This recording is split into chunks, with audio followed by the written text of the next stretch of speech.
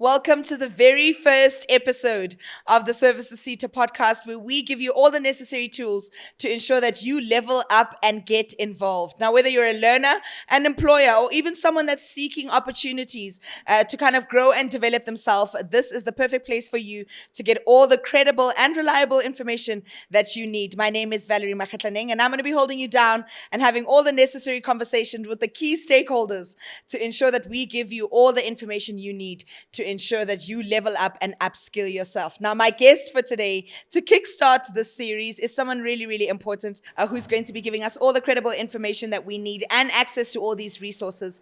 She is the Executive Manager of Corporate Services at Services SETA. Her name is Duduzile Mwelase, and she joins us in studio today. Duduzile, a very warm welcome to you. Thank you so much. Thank you for having me. Yeah. Let's talk a little bit about Services SETA. Let's go back to basics. What are the SETAs and what is their main primary function? The SETAs are established institutions to bridge the gap between employment and education. Okay. So what we mean is that we fund in training and skills development for people to be able to enter into the job market, as well as those that are already employed. We also train them because we receive levies from employers. And then from those levels, we encourage employers to train their own employees so that they can be better or they can actually get promoted at work. Yes. And I mean, to my understanding, there's quite a few SETAs, right? There is 21 SETAs in Okay. total. So as the name says, SETA, SETA, it is sector because we represent a sector, Got you. Education and Training Authority. So we are training and education authorities, and then that sector represents the sector that that particular SETA represents. Like, Right. for instance, you have the banking SETA, you have the insurance SETA. We are services SETA, meaning that we look and fund training that is related to the services sector, which includes your beauty, your real estate, your management and business services. So anything that is not necessarily a product will fall within the SETA space. Right. And I know that I said that what we do is to fund training, but actually skills development is quite wide and broad. So what we do is we start by establishing research, finding out from the employers what skills are needed by the employers now and also in the future. Like, for instance, now we have a lot of technology that is coming on board, and we need to make sure that we serve the industry by providing training that is relevant, that incorporates the new technologies, as an example. So from research, we then move into developing qualifications if those qualifications are not there. And after developing a qualification, we now need to have people who can train on that particular qualification up until a learner gets a certificate. And we also do impact assessment to check where those learners are. Okay. So if I am, let's say, an employer, I'm looking to get involved, I've paid my annual levy, am I now going to come to you looking for X number of people that are trained already, or are you providing the facilitator to me to ensure that they're trained while still being under my company? All right. So skills development actually requires about four main stakeholders. Okay. The SETA that provides the funding, and the learner that requires the training, whether employed or unemployed, and then an accredited training provider that will be able to offer the actual training. And then as an employer, you need to open the workplace. And why these four stakeholders are important is because skills development cannot happen if those four stakeholders are not available. Employers need to open their workplaces so that the young people that have been trained actually get workplace experience and are mentored. And this is important because we want to ensure that the qualifications that we provide and the training that we fund is relevant, is able to help your business, prosper. Yes. So if I'm coming to SETA, for instance, I mean, I know in the past, BBEE has always been there. So, but in this instance, is it the fact that, graduates perhaps or learners are coming in and they don't have the skills to be able to be adapted into it? Or is it just a quota that needs to be met? That, look, we need to get interns in, we need to get graduates in, regardless of whether or not they have a background? Or is it the fact that they need to go through the likes of Services SETA to get the necessary skills before they are absorbed into a company? Most of our education, whether from the university, we get the theory part of it. So Okay. the training that SETAs provide is quite different because one, we have the theory and we have practicals, and then we also have workplace experience. Okay. So when a person leaves, let's say for instance, a learnership, they live with real skills for them to be able to either start their businesses or to enter into the job market. So as employers, it's important that we open up those workplaces so that the young people can get mentored and get the real skills. Normally, internships are for perhaps people that have a degree, Yes. and they need to, get into the workplace, or sometimes even you'll be lucky and it's just having a matric. What kind of qualification do you need to have, or what stage of life can you be at to be able to access these opportunities through Services SETA? Okay. I know it's quite complicated, but Yeah. I will try to simplify it. So basically, at grade 9, a Yes. student can choose to go into the technical field, like for instance, venture into a learnership Right. where they can get a qualification. And this is not because they can't afford to go to university. It is because maybe that's what they like and the skill that they have. So from grade 9, you can actually enter into the learnership. Okay. And secondly, we've got different types of what we call learning programs. So in university or TVET college, they would typically call courses or degrees. We call our programs learning programs. So learning programs can range from something like a skills training or skills program, which is shorter, usually between 6 to 12 months, or it could be a learnership, and a learnership can be anything between a year and 3 years. Okay. So these are all the opportunities that people can venture into. And we also have what we call candidacies, and that you find mostly in professional fields. Like it's an equivalent of like the program that you will enter into if you're an accountant. So, like for instance, in real estate, we've got that kind of qualification or that kind of a program called candidacy. We also have artisan development programs. So, for those that would really, like to have a trade certificate and use their hands to create whether furniture, or they are into hairdressing, because that also requires a trade for you to be qualified. Okay, so it's seeming quite broad. Yeah. And like you are trying to meet everyone at every level, Yeah. which I appreciate that the opportunities are throughout. But when it comes to these opportunities themselves, where is the gap? Because this sounds like something that everyone in the youth should be grabbing with both opportunities, because Yeah. there's access to, skills development, there's room for growth, there's opportunities for you to be cemented within the working world. But why are people perhaps not touching base? Do they not know enough? Is it the fact that maybe there's not enough marketing on these opportunities? Like where is the gap in that regard? Yeah, I think it's because in the main, we do not fund individuals. So we work Okay. with employers, we work with accredited providers, Yeah. we work with government institutions. So we fund in two different ways. So the first way we fund is through what we call mandatory grant, Okay. which is what all employers that are eligible can apply for. So basically, what that mandatory grant is a grant where we pay back a certain portion of your tax because you have submitted your training plans, as well as the report of what you have trained your employers about. I think it's a way of encouraging employers to train their own employees. So if you do meet all of these skills, then you can claim back from Services SETA for all of that. Yes. Okay, cool. Yes. All right. So, and then the second way in which we fund is through what we call a discretionary grant, and this is at the discretion of the board, or what we call an accounting authority, which is equivalent to a board. And what it means is that based on the research, looking at the critical skills, looking at hard to fill vacancies, because that's the research that we do, we then have priorities in terms of what we want to fund in a particular year. We advertise these type of grants through windows where people need to follow us on our social media platforms in order for them to actually get to understand when these opportunities come about. And then once a training provider or an employer or an NGO or a university even can apply to get these type of opportunities.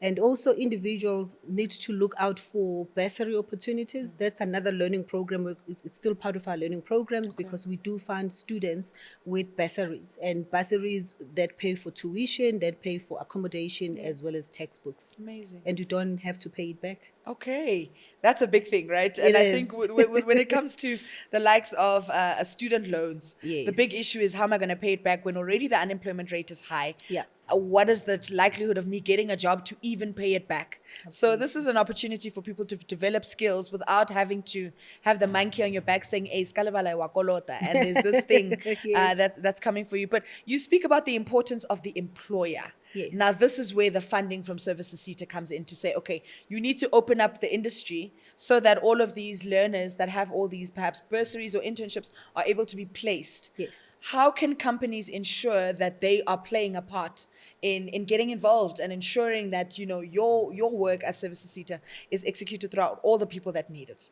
Yeah, basically all the SETAs do one and the same thing. So everything that I'm talking about now apply to any other employer in a different industry. So they need to find out who they belong, which SETA they belong to. And most of them would actually know that they belong to a services SETA or a banking SETA because of the levy that they have to 100%. pay.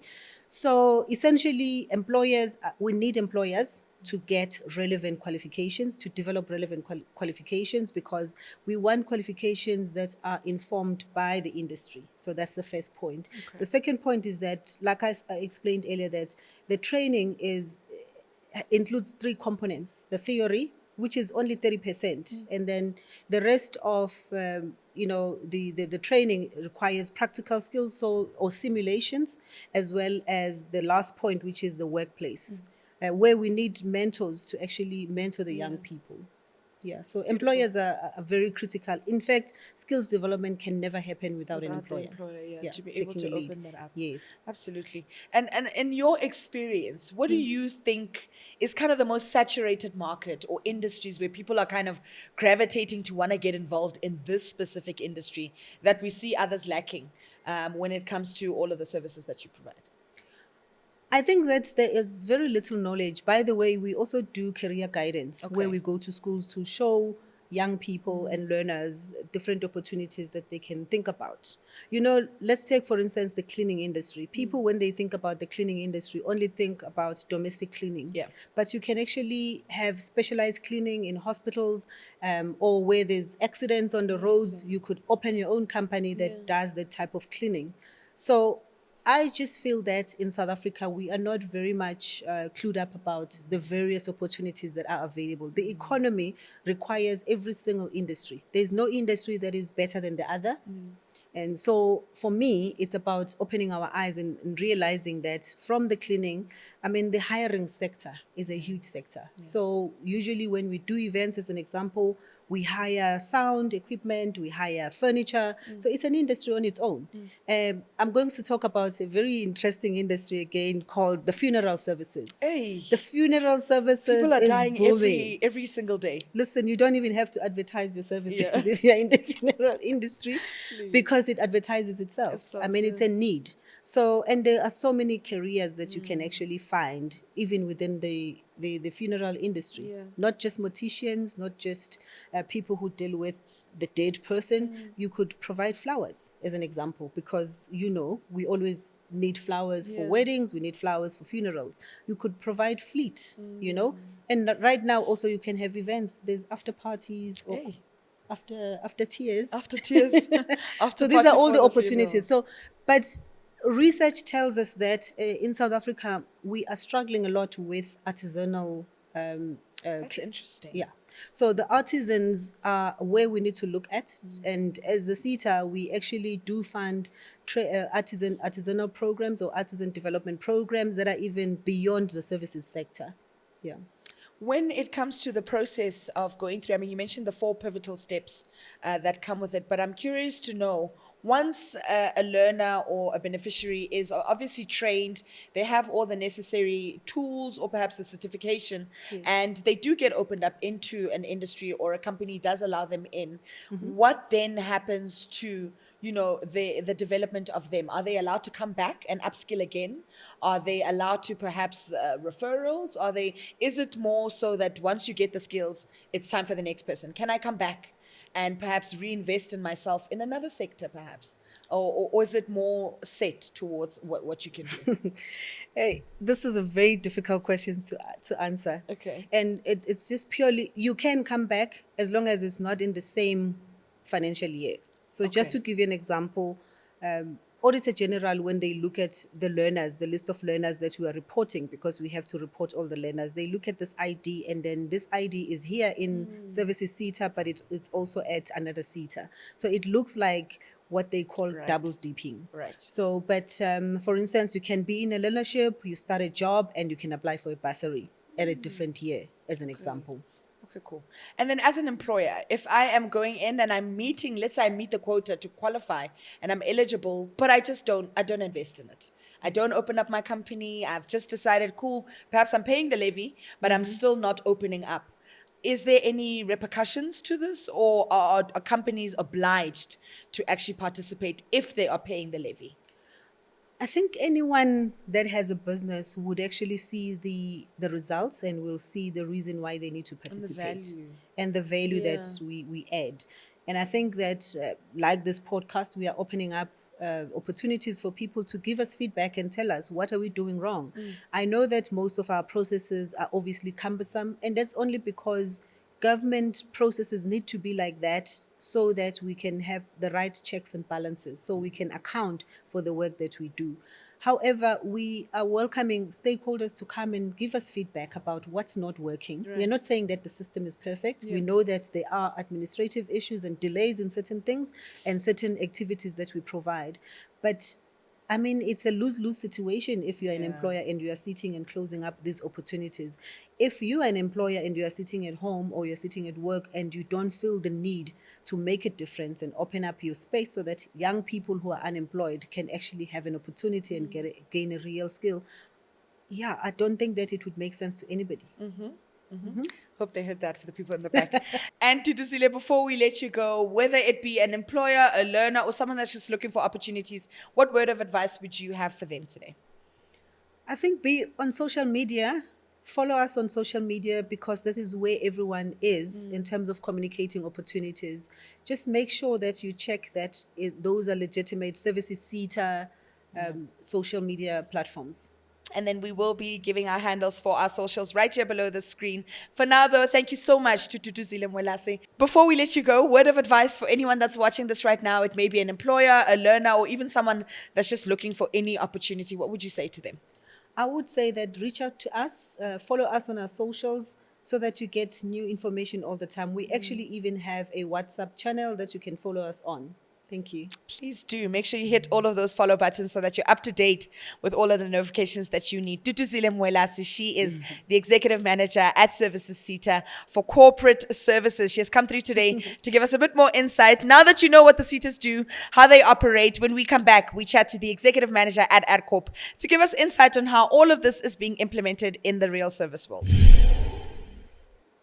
I am joined today by Colette Atkinson. She is a managing executive at Adcorp, as well as Sello Mahlakgane, who's a beneficiary of this project, just to give us a bit more insight into how they are taking temporary jobs and making them long-term careers. Colette, thank you so much for your time and coming through to join us, as well as you, Sello. Welcome to Level Up Podcast. Such a pleasure, and thank you for having us. Thank you so much. Let's start with you, Colette. As someone who is the managing executive of a company like Adcorp, what are some of the day-to-day duties that you perform?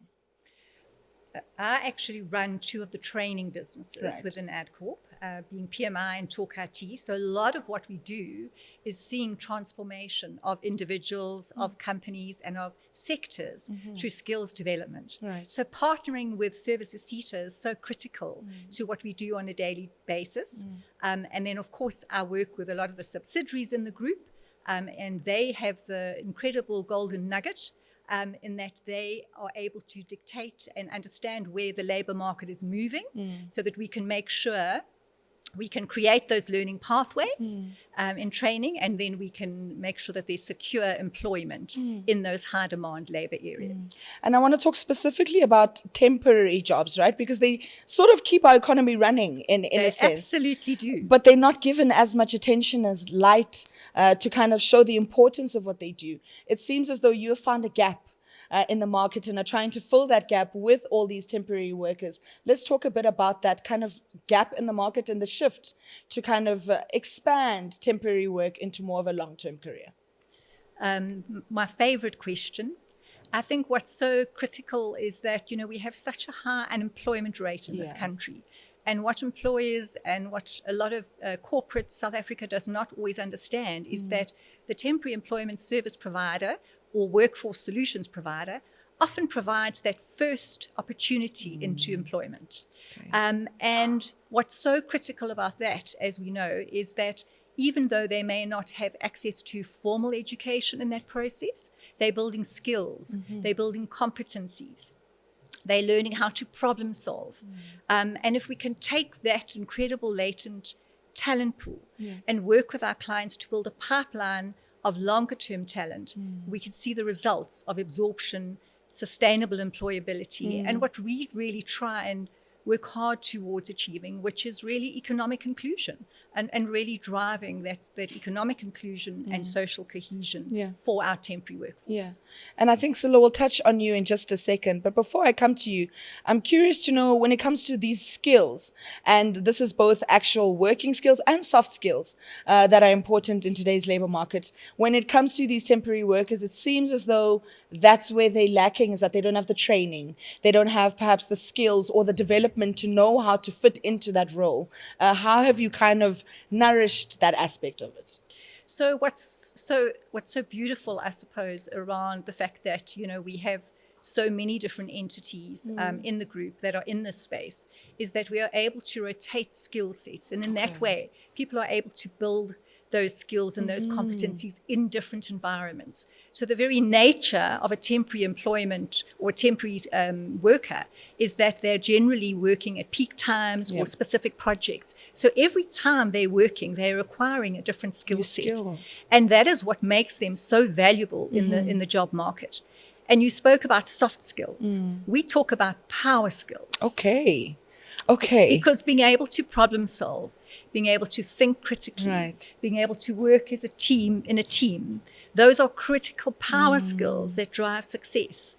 And in today's modern age with high tech, often what we see is that we're losing that ability. So if we can give the knowledge, share and build competencies, that workplace experience that then embeds that learning in a very practical and real way, you're really creating superstars for the future. I love that. And when it comes to industries that you're infiltrating, are there specific industries that you're geared more towards, or is it that you're basing it off the skills that you see in demand and then allocating those accordingly? Largely based on the latter. So where we see the skills in demand, in a recent project that we did with Services SETA, where we collaborated with the executive team of Services SETA to say, how can we tap into this incredible opportunity with this talent pool?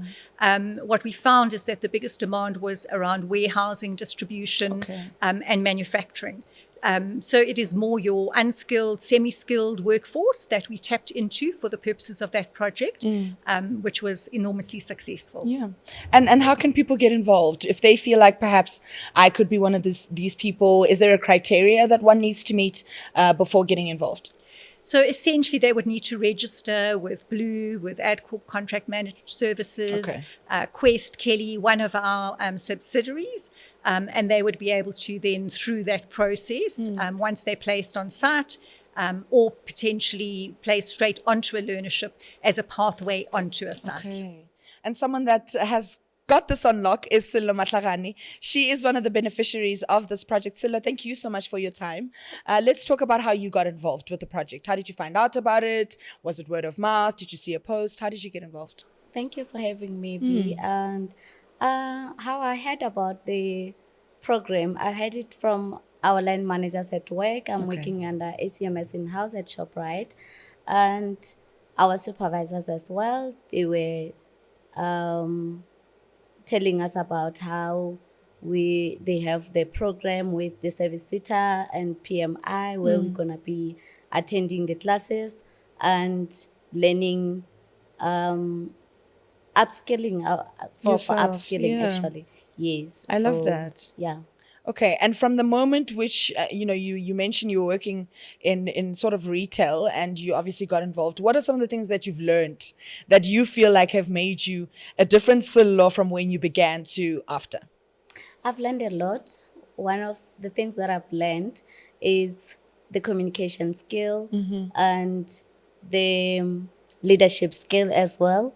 And also, it upskilled me. It developed me. I grew up in the business as well because I'm from cleaning department in that ACMS company, but I was at ShopRite company, but I was under the Singamanda company, agency company. Got you. Before I joined ACMS in-house. Then I joined ACMS in-house, and then they were recruiting for the learnership program. Okay. And I joined the learnership, and yeah, we rolled with it. And it was a nice experience.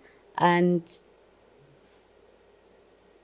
yeah, from cleaning, and I've learned so much in that learnership. Yeah. Because I had no clue with the operations of ShopRite, but currently, as I'm speaking, I'm much knowledgeable, and I've gained more knowledge. Yeah. And the program was very informative, and it was in line with the ShopRite production as well. So I now know more on ShopRite's production due to the learnership program. It helped me a lot. I love that so much. And I think earlier on you spoke about the unemployment rate in South Africa and the fact that for the youth it's sitting at over 60%. So hearing things like this, it's really important as people to upskill ourselves and be different from the rest, because we're all looking for the next job. We're all looking for, the next 100%. level up. So how are you kind of investing in yourself to upskill and grow yourself? And it's so beautiful to hear you say that. So congratulations. Thank you. For getting involved. And I'm so excited to see what you do after. If someone is perhaps not in the know about such opportunities and such bursaries or employment opportunities, how would you kind of advise them to get involved with something like this? I can say they just have to make sure if they get the opportunity, they grab it with both hands and make it work. Because, it's doable. I can say it's doable because, mind you, I'm from cleaning team, and then I worked in the cleaning. I worked. I've been working on that company from 2020 as a cleaner up until 2023. Before I joined the learnership program, I joined ACMS in-house, and it was lovely. It was nice, and it was a breakthrough for success emotionally and also financially, as I'm currently one of the supervisors under ACMS in-house. Hey, amazing. So to me, it was a breakthrough. So you started in the cleaning department. You Yes. obviously, worked your way up, and then you started with the learnership program. Yes. And then that gave you all of those skills as well as leadership skills that you mentioned. And now you have done so well. Yeah, now I'm working under production of ShopRite, which I'm now knowledgeable. Yeah. Yeah. I love that. I love that so much. And I'm very I'm still gaining a lot from that, and I'm always implying what I've you learned from learned. what I've learned from that learnership, because it taught me a lot of things. I love that. Yeah. It's amazing that learning doesn't stop. So now that you've got the ball rolling, you can also pass that knowledge on to someone else, and someone else will see light in you and be like, how Sello is now in managerial position, I also want to get there. But she spoke about the emotional aspect of it as well, and the support required to kind of push through beyond just the opportunity. And I think that's something that you deal with on a daily with managing both of these initiatives. What have you seen as a difficulty that people kind of deal with and struggle to overcome in order to become the best version of themselves? I think one of the difficulties is that, and we see it almost every day, is individuals going back into the learning space. So they leave school, they then enter the informal job market. They then perhaps get that first break at that entry-level job into the likes of a ShopRite, etc. And then they have to go back in the classroom, and they feel incredibly anxious. It's like learning all over again. Can I do this? I don't want to look like an idiot in front of my colleagues. Will I be judged? And then you see the confidence just starting to bloom, and they start to realize, I can do this. I can dream bigger. And I can start to see a different picture for my future. And I think, I think the hardest thing is actually overcoming, getting back into the classroom when you've been out of it for some time. Even if it's 3-4 years, it's a difficult adjustment. Yeah. Let's talk age, right? Because I think oftentimes someone will feel like, yo, I'm 35. I can't get involved in this. I'm too old for this. Like, how will people judge me? Can I go back to school at such an age? But does that affect kind of who you give opportunities to, or is that not a determining factor at all? It's not a determining factor for us. I mean, obviously, a big percentage of individuals that we do recruit into these sort of opportunities are youth, because we have such high unemployment rate, specifically with our youth, and we believe that we have a role to play in that in terms of impact sourcing. But we have students at 59 who enter the classroom very jittery. Amazing. Because they lasted their matric years and years ago. And again, you just see the confidence and the incredible transformation that happens on an individual level. I love that. And I think I'm grateful specifically for the work that Adcorp is doing in feeding back into the industry. If there are companies that perhaps don't know how they could participate, or they could perhaps be a training company themselves, how would you kind of gear them into the right direction so they too can fund other beneficiaries? I think the most important thing is that, organizations are governed by BBBE.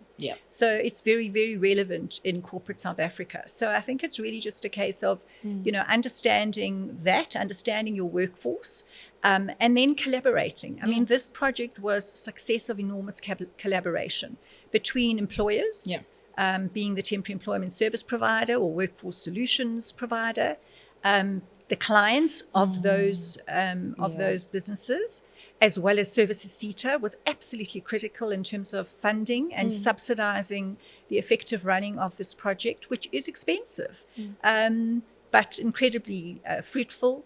Our facilitators, to our assessors, the training business. So it really was a collaborative exercise. So I would say the most important thing is, understand, what can work for you from a regulatory and a legislative perspective.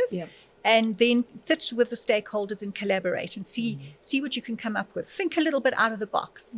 And really, we were very pleasantly surprised when we engaged Services SETA. They took, the opportunity with both hands to be part of this. And just wonderful to be sitting here today and be able to share the successes. And I think this is a call for employers to get involved when it comes to such initiatives. One, to meet the status quo, but also that it's so important to give back into all our communities and redevelop people that actually need the assistance, especially with the high unemployment rate that we are dealing with in South Africa. Sello, before we go, for you, would you say that this is something that you would do again if given the opportunity? Yeah, this is something that I would still do again, and I'm still. I wish it to everyone else out there for upskilling their skills and also for the development as well. So it's something that I can still do it, and that I still wish for everyone else that I'm working with and all that, because it's opening up the doors and it's developing your skills as well and your knowledge as well. I love that. Before we let you go, Colette, what is the most fulfilling part of your job? seeing that personal transformation. Yeah. Seeing that individual arrive on the first day, and you can just see the apprehension and the nervousness and really, really self-doubt, and then just seeing the metamorphosis starting to happen and that self-belief really kick in. And our facilitators play an enormous role in that. The Blue and the Adcorp contract management services, mentors back in the workplace together with their clients. Really then just entrenched it. So the most fulfilling for me though is just to see the transformation. I mean, I think we have an absolutely beautiful example sitting right next to me of someone who was a cleaner and has really took the opportunity and has made an incredible success of it. And look at where she is today. And I have no doubt that you'll continue to grow and succeed in your journey, Sello. Thank you, Colette. From temporary work to a long-term career within all these industries. It's such a beautiful story. And thank you so much to Sello Mahlakgane, who is a beneficiary of the project. And of course, to Colette Atkinson. She is a managing executive at Adcorp, giving us an idea of what it can be done when employers really invest in themselves in ensuring that they grow our industries and all the beneficiaries that require the help. You can also get involved by staying tuned right here on Level Up, the podcast. Did you know recognition of prior learning, which is RPL, allows your skills, knowledge, and work experience to be recognized even if you do not have a formal qualification? And RPL means you may be assessed against a qualification without sitting in class for the full program. For example, if you have been a hairdresser for over 3 years, you may be awarded a formal qualification equivalent to the number of years that you have of experience. There are 21 SETAs in South Africa, each representing all economic sectors such as banking, transport, insurance, agriculture, and services, amongst others. Training providers must be accredited before they can offer SETA-funded programs. Accreditation checks whether a provider has the right facilities, policies, qualified trainers, and aligned learning materials, amongst other requirements. Without accreditation, no provider can enroll learners into official SETA or QCTO programs. There are various types of learning programs funded by SETAs, and these are the following: learnerships, internships, skills programs, bursaries, RPLs, which are recognition of prior learning, apprenticeships, and WILs, which is work integrated learning. That's it for now. We'll catch you next time with more fun facts.